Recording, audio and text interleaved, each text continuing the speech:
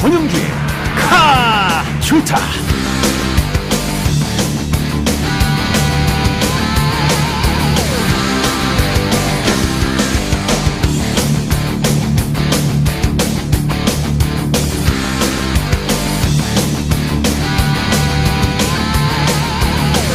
개편 특집 카조타가 그리는 자동차의 미래, 미래의 자동차 두 번째 시간.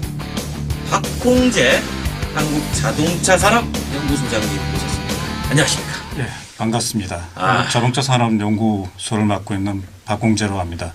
오늘 제가 그 한국은 물론 뭐 세계 자동차 산업을 꿰뚫고 있어요. 있다고 말씀하셨는데 네. 그 정도까지는 아니고 열심히 배우고 있습니다. 자동차 언제부터 좋아하셨어요, 소장님께서는? 뭐 자동차 어렸을 적부터서 네. 좋아했죠. 아. 그러니까 제가 처음으로 그 자동차에 대한 아주 뚜렷한 기억이라는 거는 우리 어렸을 적에 시발 자동차라고 발음에 좀 여러분들 오해하시면 안 됩니다. 이게 한자로 처음 시자에 출발할 때 발자를 쓰는 겁니다. 그래서 국산 최초의 최초의 그러니까 요즘 이야기하면은 SUV죠. 그렇죠. 4인승 SUV, 5인승 SUV인데 지프라고. 그거 쫓아다니면서 그 어렸을 적에 이제 뭐 신장로라고 그러죠. 네. 그 뒷공기 쫓아다니는 자동차에 대한 그 첫 번째 기억이고요. 그러면 저 소장님의 첫 차는 뭐였습니까? 저는 92년에 엘란트라가 제 첫 차였습니다. 엘란트라. 그 좋은 독일 차. 아우토반을 다니면서 엄지손가락을 치켜들었던. 네, 좋은 차죠. 근데 최초는 아니지만 우리가 현대차가 독자 엔진을 개발해서 전차에 적용했던 그 최초 모델이죠. 자, 그럼 이제 산업 얘기를 본격적으로 한번 나눠보죠. 이게 자동차가 사실 많은 나라에서 이 경쟁적으로 육성을 집중적으로 하고 있는 분야 중에 하나잖아요. 왜 이렇게 이 자동차 산업에 국가별로 이게 정말 그 정열을 다해서 뛰어드느냐? 예. 왜 그럴까요? 무엇보다도 성장과 고용을 촉진하는데 자동차만큼 좋은 산업이 없다라고 보여지고요. 실제 역사를 보더라도 지금 세계 4대 경제 강국을 보면 그대로가 사실 세계 4대 그 자동차 생산 강국입니다. 그럼 미국, 독일, 중국, 독일, 일본. 중국, 예. 일본. 그 다음이 저희가 5등인데 저희는 사실은 GDP 순서로만 따지면 13인데 네. 사실 어떻게 보면은 경제 그 규모나 이런 데 맞지 않게 사실 자동차 산업이 굉장히 발달되어 있는. 자동차는 5위잖아요. 그렇죠. 글로벌 탑5. 예, 예. 네. 그러면 기본적으로 자동차 산업이 말씀하실 때 뭐 고용도 그렇고 성장도 그랬다는데 구체적으로 어떻게 기여를 하고 있는 겁니까? 뭐 저는 뭐 숫자로 이야기하는 것보다는 네. 뭐 좀 요즘은 세계 여행을 많이 다니시니까 예를 들어서 사실 100여 년 전을 생각해 보면은 네. 미국의 실리콘밸리가 지금은 뭐 실리콘밸리라는 게 있지만 100여 년 전에 미국의 실리콘밸리는 사실 디트로이트였고요. 그렇죠. 그 당시에 유명한 에디슨이나 뭐 헨리 포드 뭐 이런 사람들이 다 거기 살면서 미국의 산업을 발전시켰는데 디트로이트의 최근의 운명을 보면은 이제 정말 자동차 산업이 얼마나 네. 그 한 도시의 운명을 바꾸는지에 대한 극단적인 모습을 보여주는 건데 그 인구만 하더라도 한때는 뭐 200만 가까이 됐지만 지금 디트로이트 자체 인구는 거의 한 7, 80만 정도 수준으로 3분의 1 정도로밖에 지금 되지 않고 그렇죠. 그렇죠.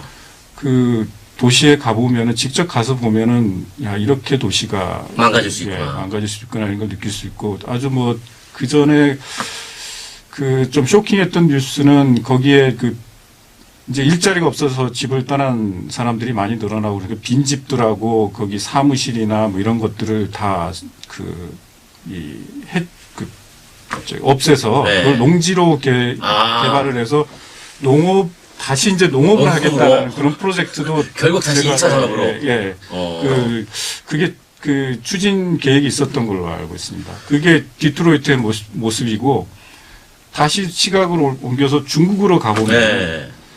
뭐 기아차가 진출한 그 염성의 동풍 연달 기아 네. 같은 경우는 거기가 이제 그 염성시의 개발지구하고 이렇게 시내가 묶여져 있는데 네. 그게 저희가 처음에 공장 진출할 적에 거기가 인구가 한 30만 정도 됐어요. 30만 명이면 한국에서 지방 중소도시 정도 되는 네. 거예요. 그죠?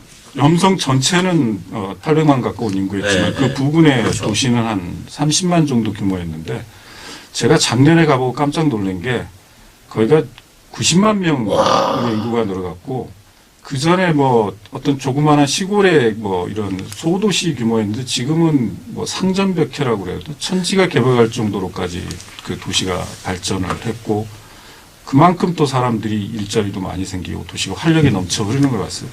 그래서 그 두 도시를 이렇게 비교를 해보면은 아 자동차 산업을 극명하군요. 예 발전을 시키고 발전시키지 못하고의 차이가 얼마나 큰지 이런 것들 우리가 그냥 알 수가 있고요. 기아차 같은 경우는 거기 진출한 지 이제 한 10년 정도 되지 않았나요? 그렇죠. 그러니까 10년 만에 30만에서 90만으로 네, 했다. 그렇죠. 어마어마한 거죠. 네.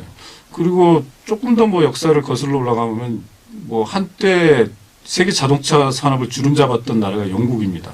그렇죠, 영국. 그 50년대만 하더라도 영국이 세계 자동차 생산 미국에서 두 번째였고 네. 수출로는 세계 1위를 했는데 지금은 사실은 국적 영국 국기를 달 수 있는 업체가 이제 그렇죠. 하나도 없어졌고 없죠. 사실은 그래서 영국 경제 쇠퇴를 영국 자동차 산업의 쇠퇴라고 이렇게 같이 생각하는 사람들도 굉장히 그러니까 우리가 뭐 많았었고. 영국의 제조업은 몰락했다. 예, 이렇게 얘기를 많이 대표적인 하잖아요. 상징적인 사건인 거죠 자동차. 그렇죠. 최근에는 물론 이제 외국 업체들이 영국에 진출하면서 예를 들어서 BMW가 미니 그치, 인수하면서 다시 이제, 이렇게 좀 네. 이 붐이 일어나고 있긴 하지만은 그게 단적으로 얼마나 자동차 산업이 국가 경제의 어떤 그런 운명까지 바꿀 수 있는지를 보여주는 아주 좋은 사례라고 이렇게 생각합니다. 우리나라도 그렇게 따지면 자동차 산업 꽤 중요하다는 말씀으로 해석이 되겠네요. 당연하죠. 네. 그러니까 우리나라가 이렇게 성장하는 데는 사실은 다른 제조업, 전자나 이런 부분의 제조업의 경쟁도 중요했지만 자동차 산업을 여기까지 발전시켰다는 건 굉장히 중요한 사건이고요. 네. 그 사실 한국은 많은 경제학자들이 볼 때 비교 이론에 입각해서 보면은 자동차 산업이 발전할 것이라고는 그렇게 예상치 못한 국가 중에 하나입니다. 그렇죠. 나중에 전쟁 이후에 자동차 만들기 시작해가지고. 그리고 70년대 저희가 자동차 산업을 시작할 때만 하더라도 아시아에서 자동차 산업이 성공할 나라를 꼽으라고 그랬으면은 네. 그때 어떤 나라였을 것 같아요? 일본 정도가 이제 일본은 이미 그때 이제 그때 성장을 있었고. 하고 있었고 그 다음이 누구냐 했을 때 많은 사람들이 생각한 건 대만. 근데 이제 지금 보면은 사실 대만은 독자적으로 자동차를 생산할 수 있는 업체는 없습니다. 저희도 대만에 그 녹다운 방식 KD 공장을 갖고 있고 다 그런 식으로 대만 시장에 대만에 자동차 회사가 있긴 있었죠. 부품 업체는 굉장히 발달을 했어요. 아, 부품 그래요? 산업들은. 그런데 완성차 업체를 발전을 못 시킨 거죠. 아, 그렇구나.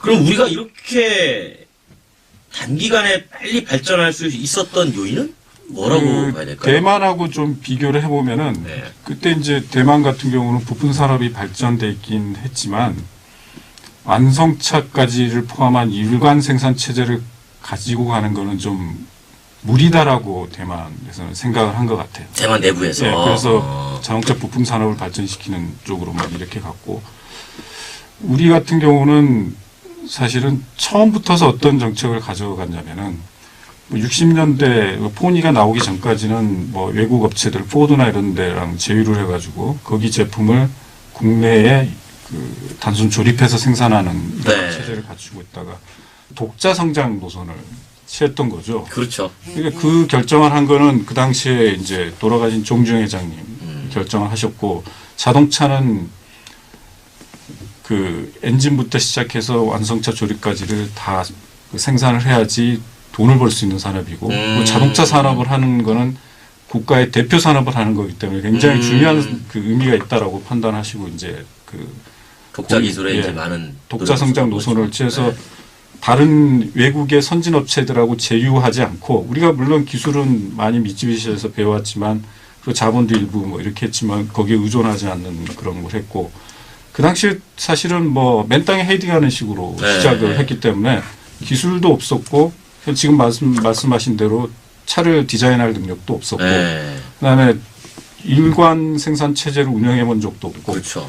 그래서 그리고 국내 시장은 또 굉장히 작았고 그렇죠. 자동차 산업은 대표적인 규모의 경제 산업이고 그래서 돈도 또 그 규모의 경제가 발휘될 수 있는 규모로 공장을 지으려면 국내에서 자본을 줘다는 거 어려워서 해외에서 돈을 가져. 빌려야 되고. 그래서 결국은 뭐 어떻게 보면은 현대차는 처음부터서 저는 글로벌 컴퍼니였다고 생각하는 게 해외에서 인재를 데려오고 해외에서 어떻게 보면은 뭐 제품도 디자인을 해오고 그리고 시장이 가장 중요한 거는 해외를 그 처음부터서 내수 시장에 의존한 게 아니라 해외 시장을 개척하는 식으로 해서 성장을 하겠다. 성장 노선도 독자 성장 노선이었고 또 굉장히 진입 장벽이 높은 해외 시장을 타겟으로 시작을 했다라는 게 어떻게 보면은 그 시련은 있어도 실패는 없다. 이거 가장 책 제목 같아요. 예, 네. 그렇습니다. 그래서 그만큼 어떤 시련이 뭐 가져든 뭐 도전과 응전의 법칙이랄까요. 그런 것들이 작동했다고 이렇게 그게 제가 볼 때는 가장 중요한 거였고 그 다음에 우리가 지금 돌이켜보면은 참 아쉬운 부분이 있는데 그 당시 이제 정부가 잘한 정책 중에 하나가 그걸 뒷받침할 수 있는 인적 자원들을 아주 그 체계적으로 육성시켜줬다는 거죠. 그게 공고입니다. 그러니까 그 당시 같은 우리가 돌이켜보면 70년대 이렇게 가보면은 그 가난한 농촌 출신들이 그 전액 장학금을 지불했던 공고를 굉장히 많이 갔잖아요. 많이 갔죠. 금호 공고나 뭐 이런 아주 대표적인 그 아주 그래서 뛰어난 그 뭐 인적 자원들이 공고를 가서 기술을 배워서 그 사람들이 자동차 산업에 많이 공급이 됐다는 거죠. 그게 사실은 아주 중요한 거였고 그 다음에는 엔지니어들의 열정. 지금도 그거는 뭐 여전히 작동하고 그렇죠, 있는 거지만 꺼지지 않는 24시간 연구소 뭐 이런 그러니까 그건 또 우리 공대가 굉장히 좋은 뭐 지금 좀 아쉬운 점이 있지만은 그 당시에 다들 서울공대 가고 뭐 이런 것들이 상당히 그 뭐 이과 학생들은 가장 요즘은 의대를 가지만 그때는 공대가 그렇죠. 좋은 뭐 그런 우수한 그 엔지니어들이 열정과 그 능력들이 지금의 최초의 저희가 자동차 산업을 시작하고 안정적으로 성장할 수 있는 기반을 만들었다고 이렇게 생각합니다. 그런데 이제 문제는 앞으로는 자동차 환경이 변한다. 쉽게 말하면 내연기관 자동차에 더 이상 의존하지 않고 스마트폰에 바퀴를 달고 가든지 아니면 전기 제품에 바퀴를 달고 가든지 여러 가지 형태로 이제 바뀌지 않겠습니까? 예. 이게 이제 우리가 참 머리가 아파요. 그렇죠. 그게 이제 뭐 자동차가 사실은 맨 처음에 등장할 적에는 지금에는 좀 믿기지 않겠지만은 그게 친환경차라고 해서 친환경 교통수단이라서 곽광을 받던 시절이 있었어요. 그 이유가 뭐냐면 그 말이 하도 배설물을 그 하도 많이 나오니까 배설물을 많이 해서 도시가 이러니까 냄새와 뭐 그래서 최초의 자동차는 친환경 제품이었는데 그 이후에 자동차가 이제 대량으로 보급이 되고 그러면서 뭐 자동차에 관련된 여러 가지 사회적 문제, 사회적 비용들이 많이 발생하게 됐고 또 장시간 운전을 하면서 나타나는 여러 가지 부담들 그리고 최근에 인구도 이제 굉장히 노령화되면서 운전에 대한 부담을 지르고 싶어하는 그런 욕구들이 이제 또 많이 생겨나다 보니까 그런 차원에서 이제 규제도 강화되고 뭐 이렇게 되다 보니까 이제 자동차의 어떤 이 기술적인 그 전환이 지금 이제 요구되고 있는 그런 상황들이고요. 근데 좀 역설적인 상황은 뭐냐면 지금 전기차나 이렇게 해서 기존 내연기관의 대체에 대한 이야기들이 많이 나오고 있지만 최근 자동차 산업의 기술을 봤을 적에 그 전에 어떤 시대들하고 비교해 보면 가장 그 많은 어떤 이 성과가 나타난 부분은 내연기관의 연비 개선입니다. 연료 효율 개선. 연비가 기존 내연기관의 연비가 그 획기적으로 지금 개선되고 있다는 거고요. 사실은 그 전기차든 아니면 연료전지차든 뭐 다른 어떤 파워트레인을 사용하는 그런 차들을 개발하는데 필요한 비용, 투자 비용을 그 조달하기 위해서도 내연기관의 차를 효율지원 내연기관 차를 많이 팔아야 돼요. 그런 그 또 이 역설적인 상황이다 보니까 사실 뭐 많은 사람들은 이제 시선을 잡는 건 뭔가 새로운 것이 잡고 있지만 내부적으로 볼 때는 가장 치열한 경쟁이 자동차 업계에서 지금 일어나고 있는 부분은 내연기관의 연비 개선. 효율이다. 그게 사실 한국 시장에서도 최근에 디젤 차에 대한 인식들이 굉장히 좋아진 거는 디젤 엔진의 연비 효율이 최근에 많이 좋아졌죠. 그렇죠. 아무래도 연료비가 높다 보니까. 예. 그러면 그래도 이제 사람들이 궁금한 게 뭐 이제 전기나 뭐 이런 것들은 뭐 동력의 하나의 변환이라 하니까 조금 논외로 하더라도 자동차가 똑똑해지고 있다. 예. 그거는 이제 사실 아닙니까? 그러니까 그게 사실은 자동차가 이제 전자 기술을 본격적으로 채용하고 이러면서부터 이제 자동차가 점점 지능화되어 예. 가는 건데 사실 그 지능 그 전에는 사실 이제 전자 부품을 사용하는 예. 정도였는데 지금은 이제 자동차를 제어하는 기술 자체가 기계적인 게 아니라 네. 전자 제어로 다 바뀌었다라는 거죠. 이제 그렇게 되면서 지능화되고 있는. 그러면 소장님 제가 이렇게 하나 여쭤봅니다. 자동차는 전자 부품, 전자 제품이다.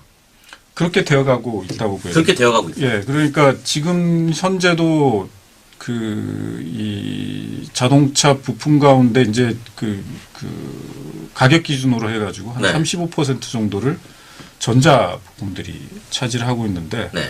그게 이제 2020년 정도 가면은 한 50%가 넘어갈 거라고 보고요. 그렇죠. 하이브리드 같은 경우는 이미 이제 일부 하이브리드 전용차 같은 경우는 그게 넘어가고 있는 이런 상황이기 때문에 당연히 이제 전자 제품화되어 가고 있는 이런 그러니까 추세고. 전통적인 개념에서의 자동차의 기계는 더 이상 아니고 그렇죠. 자동차는 기계가 더 이상 아니고 굴러가는 전자 예, 제품이다. 그렇죠. 그러니까 뭐 굴러가는 뭐 달리는 컴퓨터라는 편이 나오고 네. 그리고 당연히 그렇게 전자재다 보니까 그걸 제어하는데 필요한 소프트웨어나 이런 것들이 대량으로 이제 필요하게 되고 그래서 뭐 최근에 나오는 이야기는 자동차가 소프트웨어로 달린다 이제 이런 표현까지 나오고 뭐 CES 같은 라스베가스에서 그렇죠. 열리는 예, 전자 자동차 제품 나가죠. 박람회에 가면은 요즘은 자동차 업체들이 더 열심히 참가를 해서 이 자기 신제품 신기술을 이렇게 소개하는 그런 자리가 되고 있다는 것만 보더라도 뭐 당연히 그렇다고. 재미나는 게 말이죠. 이게 명확하게 흐름이 보여지는 게 자동차 회사가 신입사원을 뽑을 때, 연구직을 뽑을 때 요즘 기계 쪽 많이 안 뽑습니다. 전기전자 또는 뭐 소재 이쪽을 많이 뽑더라고요. 당연한 거고요. 네. 반대로 최근에 전자업체들이 그 직원들 뽑을 적에 기계 쪽을 뽑습니다. 그거는 그러니까 전자회사도 자동차에 관심 있는 거죠. 부품을 생산하기 위해서 네. 그런 거죠. 그러니까 이제 이 대표적인 게 일본 자동차 부품 일본 전자 회사들 같은 경우에 이제 사실 소니나 이런 일본의 대표적인 전자 업체들이 삼성한테 이제 이렇게 좀 밀리고 이러면서 거기에 많은 일본 전자 회사들이 한 10여 년 전부터서 자동차 부품 생산 쪽으로 굉장히 많이 이렇게 전환을 하고. 그렇죠. 근데 우리도 사실은 이제 그런 상황들이 지금 이제 전개되고 있다라고 보여지고요. 그만큼 뭐 기회가 많다는 거겠죠. 자동차가 계속 아까 말씀하신 대로 전자 제품화 되면서 어떤 기회들이 많기 때문에 이제 전자 산업에서도 자동차 쪽에 진출하려고 하는 게 아주 많이 나타나고 있다고. 그럼 결국 이렇게 우리가 미래를 좀 내다본다면 컴퓨터에 바퀴가 달려 있는데 예. 이것을 전자회사가 바퀴를 갖다 다느냐 아니면 자동차 회사가 전자제품을 안에 먼저 넣느냐 뭐 이렇게 봐도 되겠네요.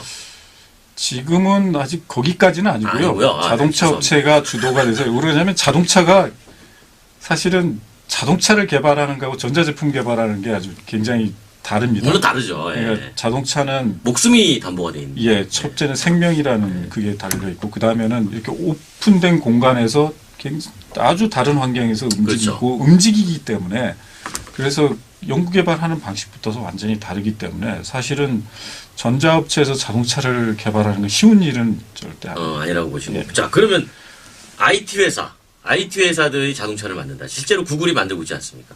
뭐 이렇게 양산하는 건 아니지만 어쨌든 계속 이제 시도하면서 이른바 자율주행 자동차 스스로 가는 자동차를 만들고 있는데 이거에 대한 미래는 어떻게 보십니까?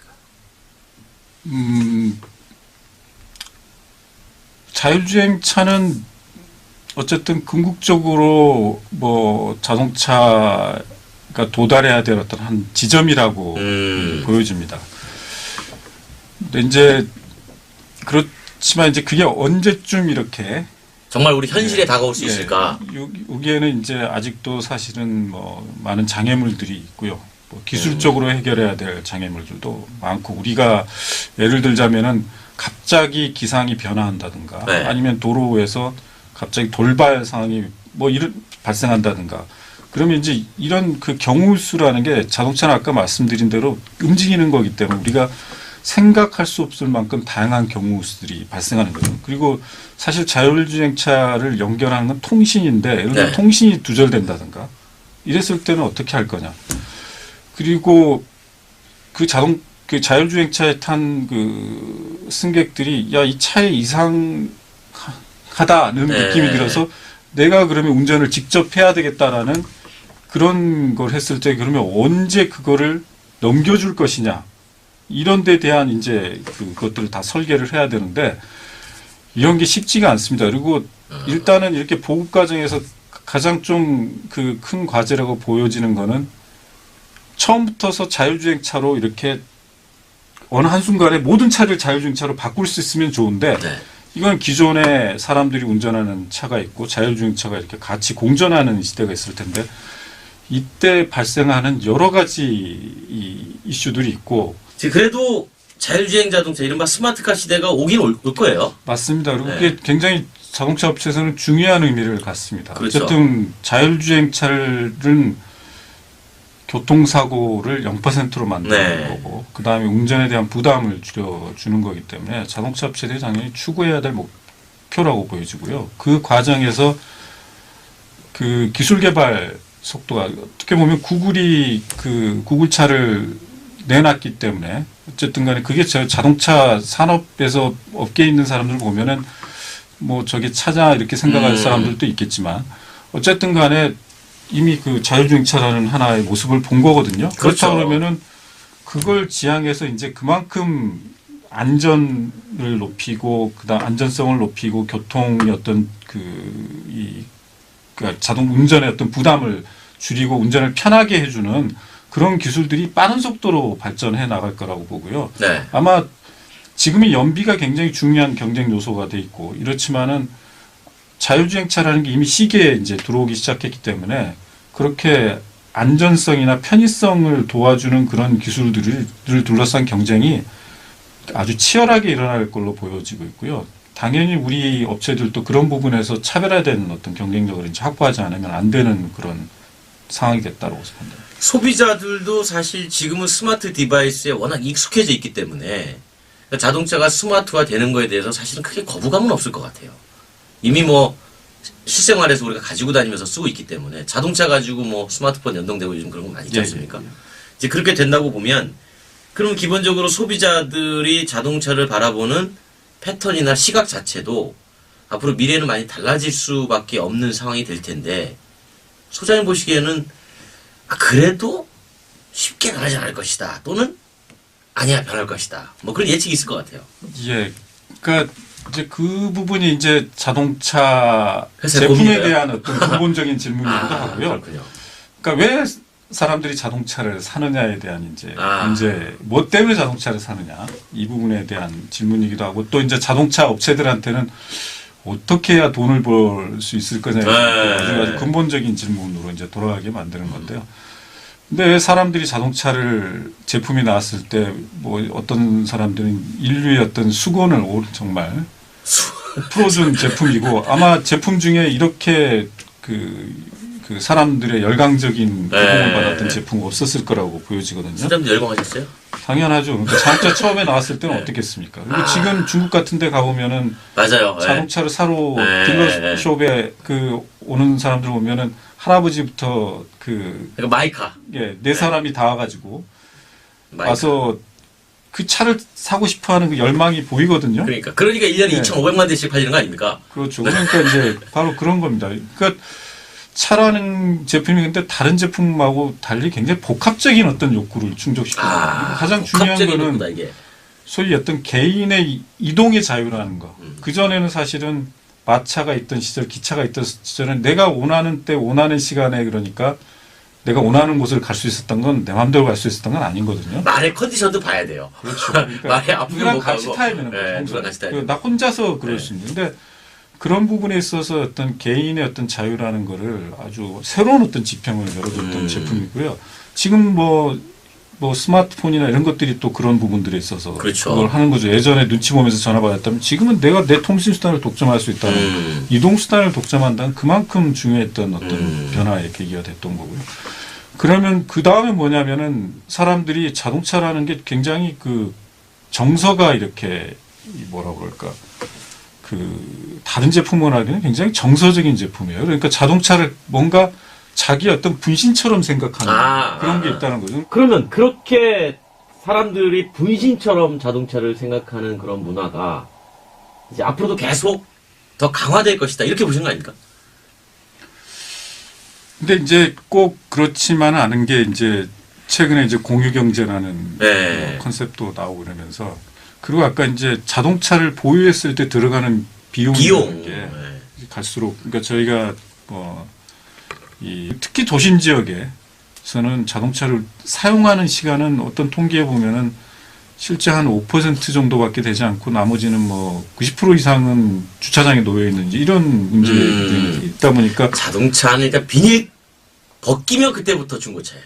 네, 그렇죠. 또 그렇기도 하고 그리고 또 요즘 젊은 세대들은 또 어떻게 보면은 직접 가서 뭘 누구를 만나고 구매를 하고 이런 것보다는 그걸 사이버 공간이나 모바일 통해서 하기도 하고 또 최근에 이제 그 또 대중교통 수단이 또 좋아지는 그래서 대체제도 많이 이렇게 발달을 하다 보니까 굳이 그러면은 내가 차를 소유할 필요가 있겠느냐 내가 필요할 때만 빌려 쓰면 되는 거 아니냐는 이제 이런 생각들이 이제 그래서 실제로 선진국 같은 경우는 젊은 층의 운전면허를 획득하는 비율이 줄고 있고 뭐 이런 거고 설문조사를 해보면은 이제 그런 것들이 분명히 나타나고 있습니다. 그래서 그런 이제 새로운 어떤 사람들이 뭐 이런 표현도 나오는 거죠. buying mileage, not buying car. 그러니까 그냥 내가 어떤 거리를 이동하는데 필요한 그걸 사는 거지. 그렇죠. 그걸 이제 우리가 모빌리티 서비스라고 말하는. 그렇죠.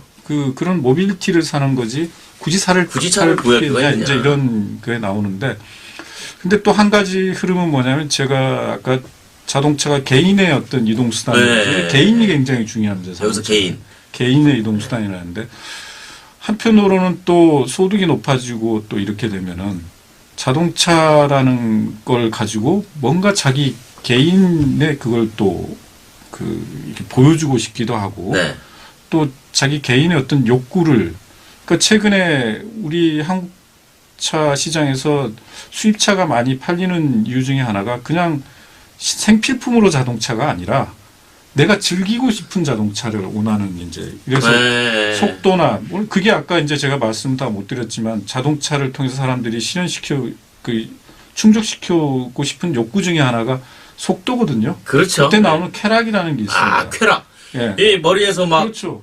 그러니까 운전의 즐거움이라는 게 있어요. 그리고 그러니까 나중에 자율주행차도 그 문제 있을 텐데 내가 이 참 가장 기술적으로 발달한 세련된 제품을 컨트롤할 수 하고 싶다. 또는 하고 내 싶다. 손으로 이걸 해서 이걸 뭐 이런 욕구들이 여전히 남아있을 것이다. 예, 남아 있는 거죠. 그래서 제가 볼 때는 자율주행차나 이런 것들이 우선은 그 택시나 이런 부분들의 대중교통 수단의 일부를 대체해 나갈 가능성이 상당히 많고 그 다음에 한편으로는 자율주행차 시대가 오면 오히려 퍼스널라이즈된 아주 개인화된 공간으로서차 아니면 성능도 자기 개인이 원하는 쪽으로 성능을 극대화시키는 이런 식의 그런 차들이 나오면서 개인의 소유도 그렇게 줄어들지는 않을 거다라고 저는 뭐 판단을 하고 있습니다.